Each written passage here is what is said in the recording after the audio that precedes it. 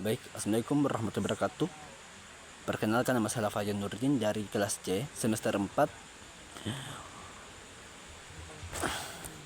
dengan NPM 04240109. Di sini saya akan membawakan soal dari dosen Pak Safar dengan matkul tafsir 2 UTS.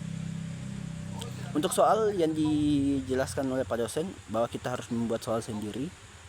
Di situ total ada 12 nomor soal yang ingin saya jelaskan. Langsung saya ke soal pertama. Soal pertama saya menulis jelaskan tafsir Al-Quran tentang kewajiban belajar dan mengajar. Di situ untuk soal pertama itu Islam mewajibkan belajar untuk semua muslim dan mengajar itu tugas mulia yang mengalir terus. Adapun dapat dilihat dari Al-Quran surat Al-Alaq ayat 1-5, di mana ayat pertama dia bacalah dengan menyebut nama Tuhan yang menciptakan dan mengajarkan manusia dengan pena. Dan adapun ayat kedua, di situ Allah akan meninggikan orang-orang yang beriman dan di antaramu dan orang-orang yang diberi ilmu pengetahuan beberapa derajat. Ayat ketiga, tetapi jadilah kamu mengajar kitab dan orang-orang yang mempelajari, karena kamu mengajarkan kitab itu. Ayat keempat, mengajarkan manusia dengan pena. Ayat kelima, mengajarkan manusia apa yang tidak diketahuinya. Baik, itu adalah penjelasan dari soal pertama. Langsung saja ke soal kedua. Sebutkan dalil Al-Quran tentang perintah belajar.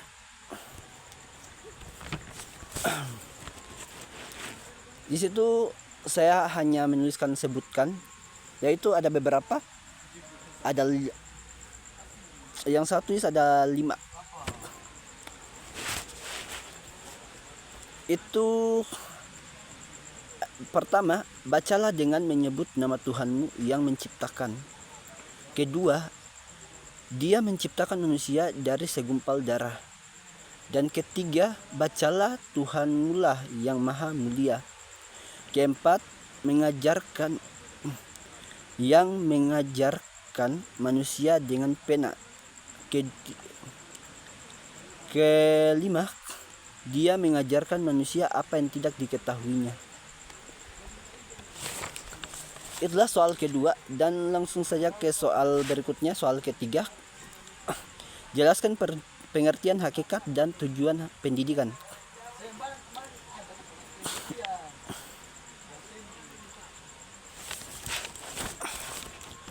Yaitu di sini saya menulis tiga penjelasan. Maksudnya saya memisahkan antara hakikat, tujuan, dan pendidikan. Di sini adapun hakikat adalah inti atau makna yang paling mendalam dari sesuatu. Kedua, tujuan adalah arah atau hasil akhir yang ingin dicapai. Ketiga, pendidikan adalah proses dasar dan terencana untuk mengembangkan potensi manusia baik dari segi intelektual, moral, maupun keterampilan agar menjadi pribadi yang lebih baik dan bermanfaat. Itulah soal ketiga dan jawabannya. Langsung saya ke soal keempat. Sebutkan metode tafsir tentang hakikat pendidikan dan tujuan pendidikan. Di sini saya membagi dua, yaitu pertama dari dalil Al-Quran tentang hakikat pendidikan. Itu metode tafsirnya dia metode tahlili atau analisis.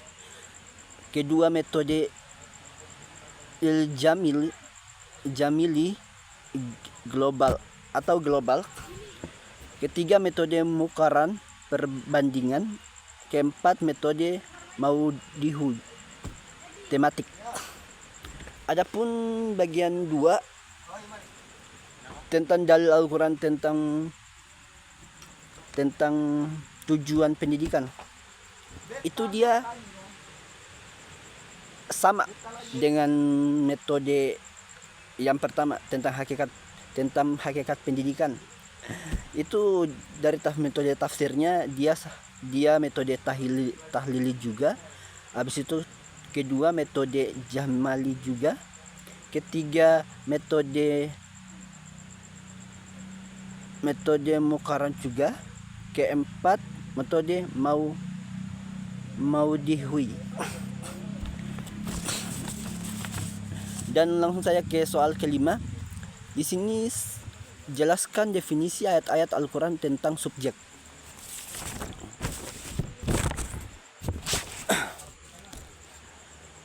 Penjelasannya, tafsir ayat-ayat Al-Quran tentang subjek merujuk pada penjelasan makna fa'il, subjek atau subjek dalam struktur kalimat Al-Quran, baik secara gramatik, nahwu maupun tematik seperti subjek pendidikan atau kemanusiaan.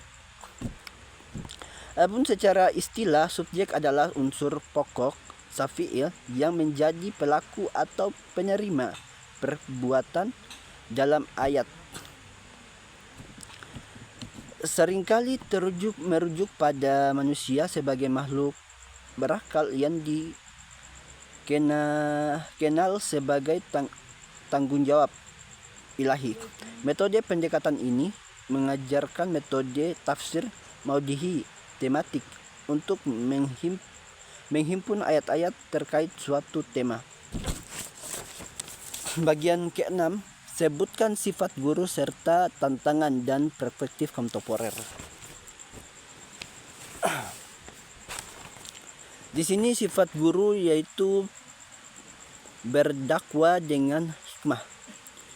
Kedua, mengajar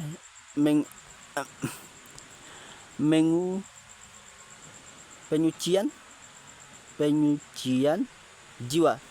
Ketiga, orang yang terus belajar. Tantangan yang dihadapi itu murid kecanduan main HP. Ketiga, itu yang pertama. Yang kedua, krisis adab atau akhlak. Keempat, guru harus up to date. Makna kontemporernya yaitu guru tidak boleh berhenti belajar. Kedua, hikmah-hikmah yang diartikan sebagai metode yang tepat sesuai kondisi zaman, termaksud teknologi digital. Ketiga, pendidikan hukum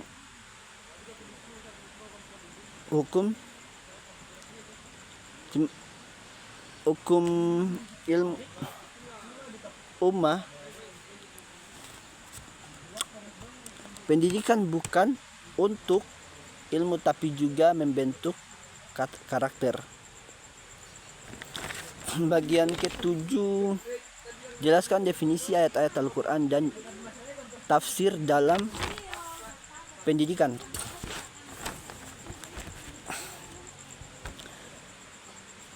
Saya membagi dua konsep tentang, maksudnya pisahkan antara ayat Al-Quran dan tafsirnya. Itu dimana yang pertama, ayat-ayat Al-Quran adalah bagian atau kalimat dalam Al-Quran yang tersusun dalam setiap surah dan masing-masing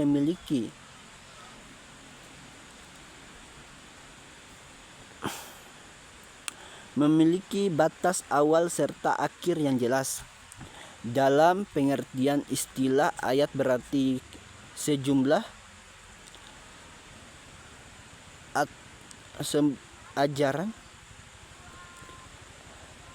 Ayat berarti sejumlah kalam Allah yang terdapat di dalam suatu surah Al-Quran.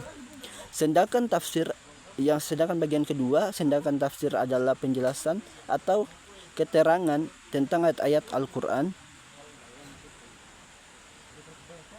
Al-Quran ayat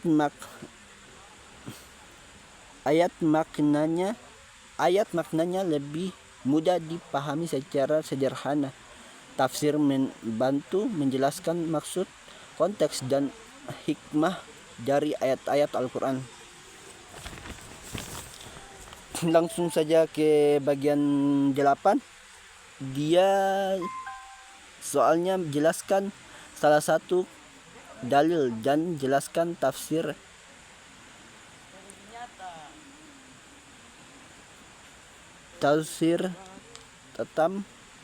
tentang subjek pendidikan. Di sini ada 2, yaitu Al-Quran surah At-Taubah ayat 122, di mana itu tidak sepatutnya orang-orang mukmin pergi semuanya ke medan perang.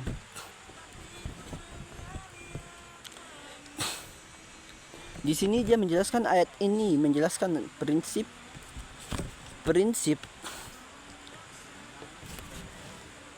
takabu fi'al dan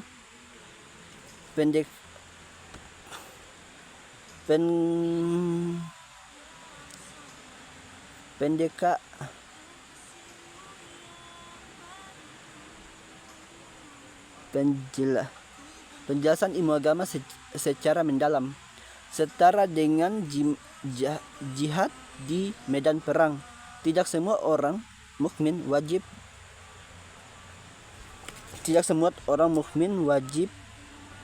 berjihad fisik. Sebagian harus rukun belajar untuk mengembangkan ilmu, pemberi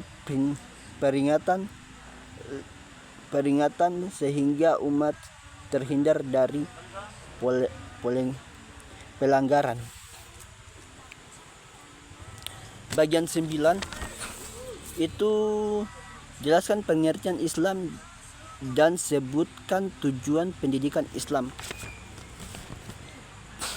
Pendidikan Islam adalah proses pembinaan dan pengembangan potensi manusia berdasarkan ajaran Islam yang bersumber dari Al-Quran dan hadis, agar terbentuk pribadi yang beriman, berilmu, serta mampu menjalankan tugas sebagai hamba Allah dan khalifah di bumi. Tujuan pendidikan Islam yaitu: pertama, membentuk manusia yang beriman dan bertakwa. Kedua, memiliki akhlak mulia. Ketiga, berilmu pengetahuan. Keempat, sehat jasmani dan rohani. Kelima, berguna bagi masyarakat. Langsung saja ke soal 10, yaitu sebutkan analisis pendidikan Islam dan pendidikan modern. Di sini saya menuliskan 2 bagian, dan di mana saya mengambil apa yang disamakan dengan, maksudnya apa yang perbedaannya, apa persamaannya. Jadi yang persamaannya saya menggabungkannya, dan perbedaannya saya pisahkan.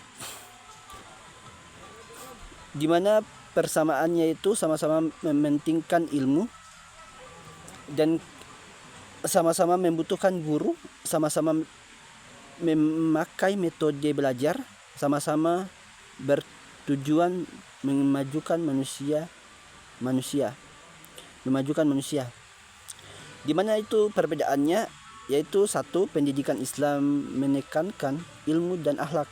Kedua, pendidikan modern kadang lebih fokus pada akademik. Masuk bagian 11, jelaskan salah satu ayat dan tafsirnya dalam lingkungan pendidikan Al-Quran. Di sini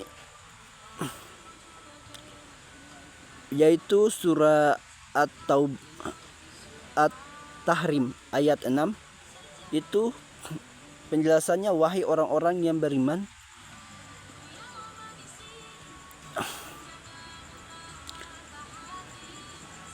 peliharalah dirimu dan keluargamu dari api neraka, yaitu surat Al-Tahrim ayat 6. Tafsir ayat tersebut adalah Allah memerintahkan orang-orang beriman untuk menjaga diri dia, keluarga dan dari siksa neraka. Caranya adalah dengan mendengarkan, beriman kepada Allah,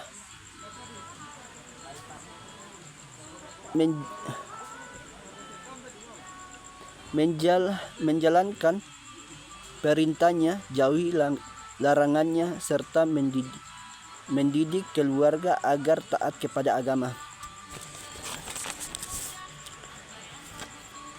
Langsung saya ke soal terakhir, yaitu soal 12. Dia di mana soalnya itu sebutkan metode tafsir pada Al-Quran At-Tahrim dan serta berikan 2 contohnya. Di sini saya menyebutkan metode tafsirnya. Metode tafsirnya itu metode tahlili. Adapun metode tahlili ini adalah analitis. Metode Jamali yaitu global, metode Maudihui rematik, metode Makaran perbandingan. Contoh tafsir yaitu saya mengambil 2 saja, yaitu Allah memerintahkan orang-orang beriman untuk menjaga diri dari keluarganya dan siksa api neraka dan menaati perintahnya dan menjauhi larangannya. Kedua, Ibnu Katsir pernah berkata, dia menafsirkan ayat ini sebagai perintah mendidik keluarga agar taat kepada Allah. Begitu. Baik, sekian dari saya. Itulah penjelasan saya dari soal 12 nomor yang telah saya berikan. Semoga bermanfaat untuk kita semua jika yang mendengarkan. Terima kasih. Billahi taufik wal hidayah. Wassalamualaikum warahmatullahi wabarakatuh. Dah.